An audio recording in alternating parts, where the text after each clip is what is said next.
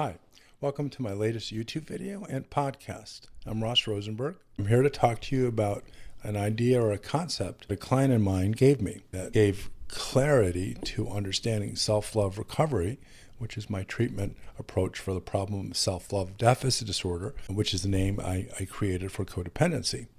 We were talking about why he thought he didn't love people, why he thought he was not emotionally connected to people, and why he kept telling me that no matter how hard he tried, he never could get a person to understand and acknowledge that he loved them. His story is a very sad one about once loving someone, loving people, loving friends, loving relatives, loving girlfriend, wife, child, once loving them really deeply, and then some seismic shift happened which he couldn't identify, and all of a sudden it dawned on him that he never really knew how to love them, that he couldn't love them, and he was broken in this respect. It was quite odd to me, this multi-talented and gifted individual who spoke eloquently about people and their feelings and relationships was so adamant about that he was unable to love someone. And so then one day he comes up to me, he uses the word emotional dysmorphia. And I looked at him and I said, wow, that was brilliant. I wish I would have thought of that. And we laughed. Let me tell you why that's so deeply for me and, of course, my client. So here's the definition of body dysmorphia: a mental health condition in which you cannot stop thinking about one or more perceived deficits or flaws in your appearance, a flaw that appears minor or can't be seen by others. But you may feel so embarrassed, ashamed, or anxious that you may avoid many social situations. When you have body dysmorphic disorder, you intensely focus on your appearance and body image, repeatedly checking the mirror, grooming or seeking reassurance, sometimes for many hours each day. Your perceived flaw and their repetitive behaviors cause you significant distress and impact your ability to function in daily life. So that is body dysmorphic disorder. The new term, thanks to my client and our collaboration, is emotional dysmorphic disorder, which of course is not a real diagnosis. I know that, you know that, nor was self-love deficit disorder. I want it to be, but the world doesn't work as simply as I want it to.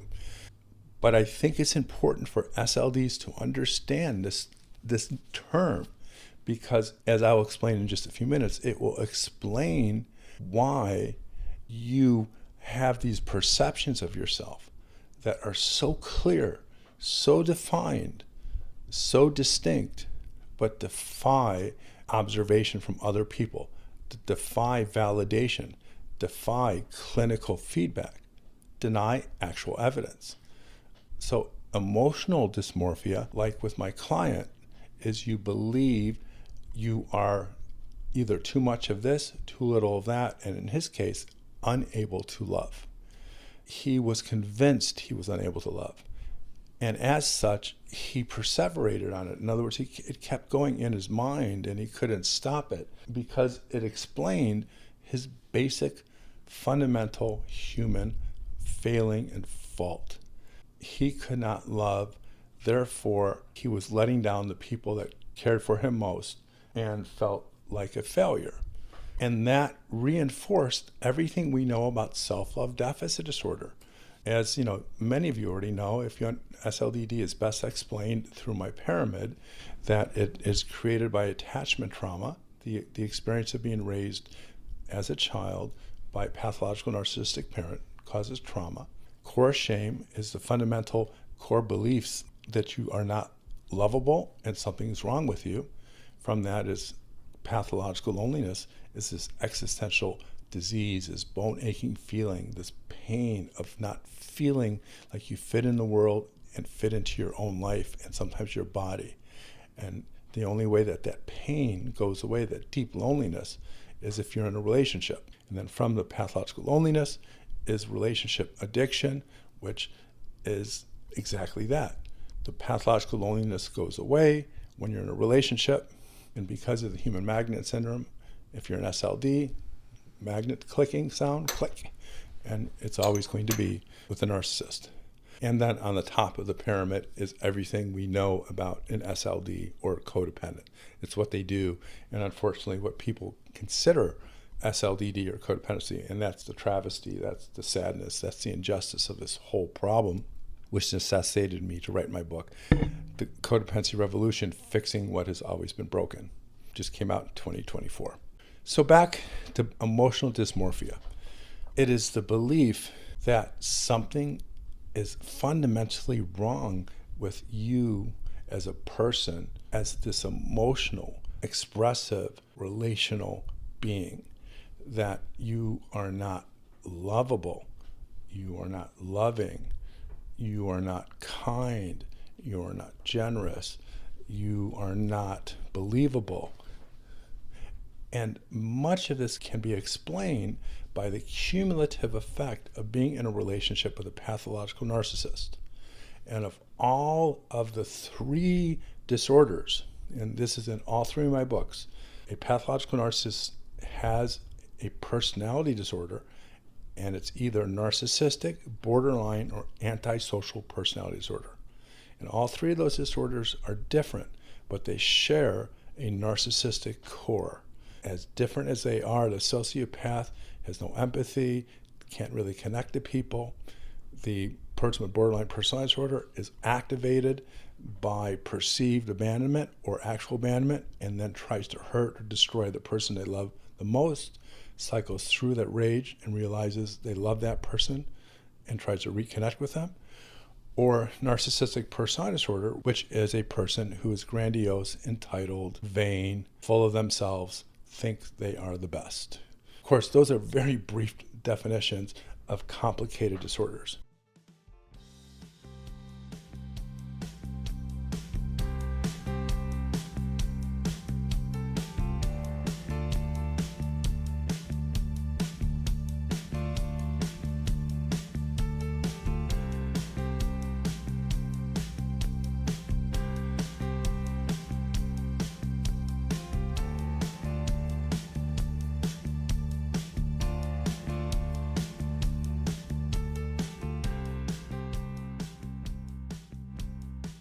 So the best explanation for emotional dysmorphia, and you don't ask the person who's suffering from it because they'll blame themselves, is that this disorder was caused by, first hypothesis, is projective identification. To understand projective identification, I have to explain what projection is. Projection is a defense mechanism that actually was created as one of many by Sigmund Freud when he tried to describe mental illness and mental health or psychological problems. And projection is the narcissist seeing all of their worst traits on other people because they can't see it in themselves. They can't accept it. And that's the personality disorder. But they recognize it in other people, and then they dislike them, or they hate them, or they have strong antipathy for them. And an example is a narcissist who comes in contact with another self-confident person or another narcissist and will accuse them of being conceited, arrogant, bragging. If a narcissist comes in contact with a person who holds them accountable to following a rule, they will then project blame on them that they're being controlling, they're being passive-aggressive, they're being mean. If someone wants to spend time on their own and not in the company of the narcissist, say the spouse or the romantic partner, the narcissist will project selfishness, will project that they're not being aware of their own needs and being inconsiderate, whereas in truth, it's really about the narcissist. So that's projection. Projective identification is when, after time, you start to identify with the projection as truth, and you start to incorporate that into your own understanding of yourself, your own self-concept. And in the case of someone who is always told that they're selfish when they want to do something for themselves, like an SLD, well, they start to think that they're selfish. Or any of the examples, it's when you start to identify and own and incorporate these untrue statements and make them your own personal reality. But that is different from gaslighting. Let's call it a cousin of gaslighting, because gaslighting is when the pathological narcissist, usually someone who has antisocial personality disorder or a sociopath, or has sociopathic traits, like a covert narcissist, who is someone with narcissistic personality disorder, but has sociopathic traits. But gaslighting is when the pathological narcissist purposely creates an environment, a living experience, where they trick, fool, manipulate, coerce their victim, the SLD, the codependent, into believing something is wrong with them when they never had that problem, or that problem only existed in a mild form. And they change the environment. They will do anything they can to prove to the person that they have a problem, while not being judgmental and mean, but trying to say, hey, I love you, but everyone knows you have this problem. You're really anxious. You have this severe generalized anxiety disorder, and whenever you go out, your anxiety is so obvious that people get uncomfortable around you and they end up not liking you. I mean, I can tell, anyone can tell, and then they will then reflect back on a recent incident.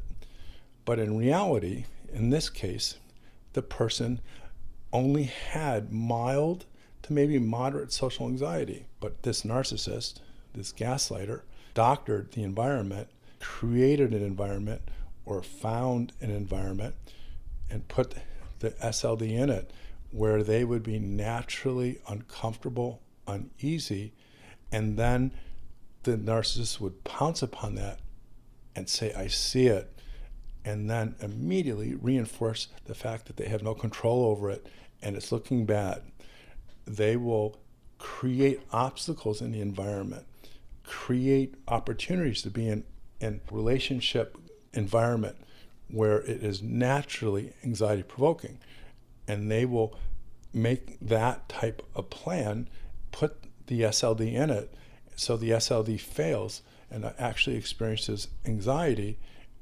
And then with this increased reminder that, hey, you have anxiety, it's getting worse, it's out of control. And as time, it actually is getting worse and out of control. And the gaslighter says, but you got me. I'm the one that will accept you. I'm the one that will take care of you. Everyone else is not safe. So that is a brief introduction of what gaslighting is. And you had a brief introduction of what projective identification is. Diagnoses are wonderful, because with the diagnosis, you know what you have a problem, and if you have that problem, you can get help. That's what drove me to write the Codependency Revolution book. What drove me in my Human Magnet Syndrome books is to rewrite what we know about codependency so that we have one simple definition. What is codependency? Which incidentally is a person that gives all of the love, respect, caring, trust, and protection in a relationship with hopes that it is mutual. But when it is not, which is always the case because of the human magnet syndrome and their attraction to pathological narcissists, but when it's not, they stay in a relationship. Boom. Definition, simple, explains codependence. Then in my new book, I have a whole chapter of all the different codependency personality types.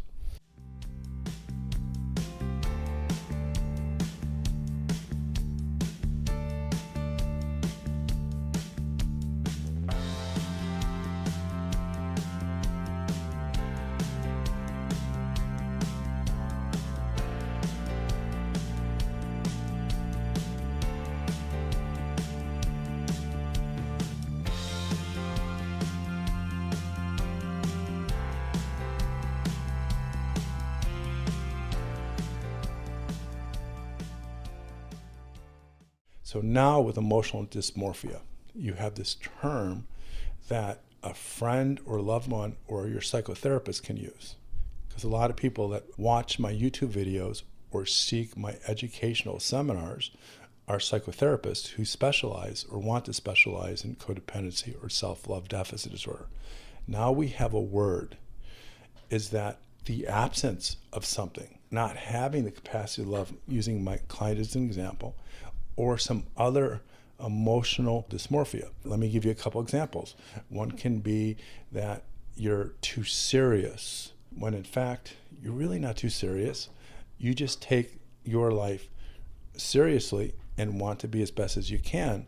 But since your level of seriousness goes in contrast to what the narcissist wants from you, they are going to push you, manipulate you, gaslight you, project onto you that your seriousness is not a quality, but a bad trait, a deficit. And so you then will have this emotional dysmorphic belief you are too serious for anyone to be comfortable with you in a relationship. You don't know how to relax. When you do, but everything that we talked about before. So what I want to encourage the listener or the viewer is to write in the description how you can relate to the concept emotional dysmorphia. What do you believe about yourself emotionally that just has no factual basis, that cannot be supported by reality or what people might say about you who have no intention to hurt you? Because once you identify that you have this, of course it's a new term, made up term, emotional dysmorphia, that will help you identify that maybe who you think you are, what you believe about yourself, was manufactured by another person, and somewhere, somehow, you got tricked into believing that about yourself. Because for this client, I showed him that he was deeply loving, and it actually was shocking to him, because for so long, he was convinced and was told by, of course, who other, the narcissist, that he lacked those requisite emotional abilities to love people. And it was the coolest thing. It was actually really sweet to see him smile and to see him nod his head and go, yeah, you're right. I can love someone. To see that false belief disintegrate, to fall apart, and to no longer be able to stay in his mind as a substantiated belief. So my question to you, do you have some form of emotional dysmorphia? Is there something about yourself emotionally you think that is fundamentally wrong, broken, irreparable, or just antagonistic to others, unlikable to others? And think deeply.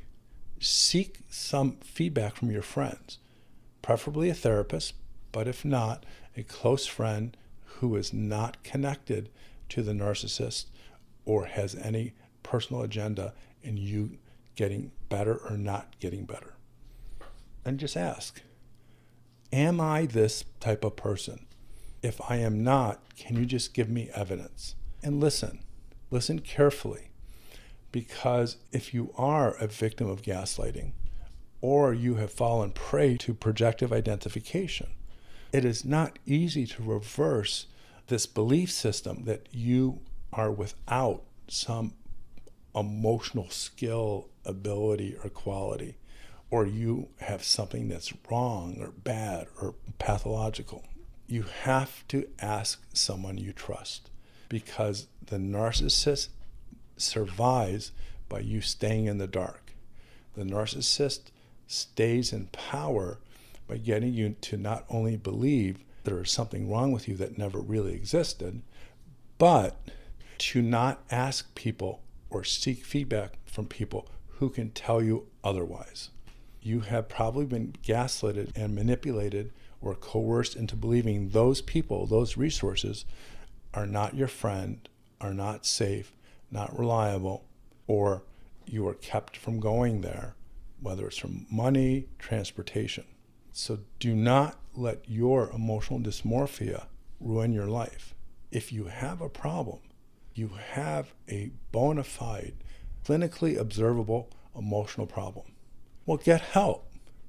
Because maybe you might think, well, I'm unlovable like my client, and that's emotional dysmorphia, or I am detestable, naturally antagonistic, and maybe you're not, and you have emotional dysmorphia, or maybe it's just a little bit, but not a lot, which means you just have a regular problem for which you can solve. You can do this. the pursuit of self-love abundance, which is the goal of the self-love recovery treatment program, which is what I do. I am a psychotherapist. I created years ago this 10-stage treatment program that takes anywhere from about 7 months to about a year to completely neutralize, reverse, and ameliorate, get rid of complete self-love deficit disorder by replacing it with your birthright of self-love, or what I call self-love abundance. That's within your reach. You can do that. Get the help. And if you think there's something wrong with you and you identify with emotional dysmorphia, get some help. A plug for my Patreon program. I apologize, but just a little bit commercial.